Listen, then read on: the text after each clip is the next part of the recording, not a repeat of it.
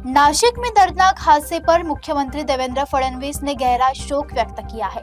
सड़क के बीच स्थित कुएं में कार गिरने से 9 लोगों की मौत हुई। वहीं पुणे उपचुनाव को लेकर उन्होंने सभी दलों से बिन विरोध चुनाव की अपील की है। अतिशय दुर्दैवी घटना आहे। मला असं वाटतं एक गेट टुगेदर होतं आणि तिथनं परत येताना ही सगळी लहान मुलं आणि काही मुलांची आई वगैरे असं ज्या गाडीमध्ये होते ती गाडी विहिरीमध्ये त्या ठिकाणी पडली। आपले आपत्ती व्यवस्थापन मंत्री गिरीश महाजन यांनी त्या स्पॉटवरनं माझ्याशी चर्चा केली आणि तिथली परिस्थिती देखील सांगितली। खरं म्हणजे इतक्या लहान मुलांचं असं निधन होणं यापेक्षा अधिक आक्रोश आणि दुःख दुसरं कुठलंच असू शकत नाही।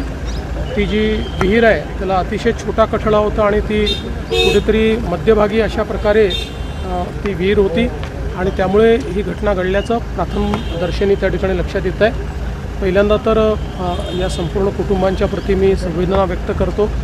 आपण त्या कुटुंबांना मदत देखील घोषित केलेली आहे, पण त्यासोबत आपण एक अशा पद्धतीनं देखील सूचना दिलेल्या आहेत की रस्त्याच्या मध्ये अशा प्रकारच्या विहिरी ज्या आहेत किंवा असं कुठे जिथे रहदारी आहे अशा ठिकाणी तर तात्काळ त्याचं एक प्रकारे ऑडिट करून आणि त्याला त्याची तिथे आवश्यकता आहे का किंवा त्याला काय उपाययोजना करता येतील। कारण इथे असं लक्षात आलं की भिंत होती पण ती छोटी होती, ती कदाचित मोठी असती तर एखाद वेळेस ते वाचू देखील शकले असते।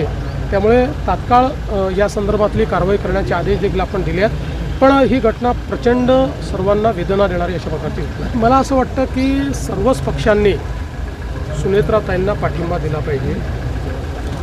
माझी अशी सर्वांना विनंती असेल की ही पोटनिवडणूक बिनविरोध झाली तर महाराष्ट्राला साजेशी अशा पद्धतीनं ही परिस्थिती होईल। यापूर्वीही अनेक वेळा महाराष्ट्राने बिनविरोध पोटनिवडणुका केलेल्या आहेत। मला आठवतं की ज्यावेळेस आर आबांचं दुःखद निधन झालं होतं त्याही वेळेस आपण जी काही पोटनिवडणूक आहे ती त्या ठिकाणी भाजपने आम्ही ठरवलं होतं की आम्ही लढणार नाही आणि आपण ती बिनविरोध केली होती। मला असं वाटतं सगळ्या पक्षांनी मन मोठं करून बिनविरोध निवडणूक केली पाहिजे।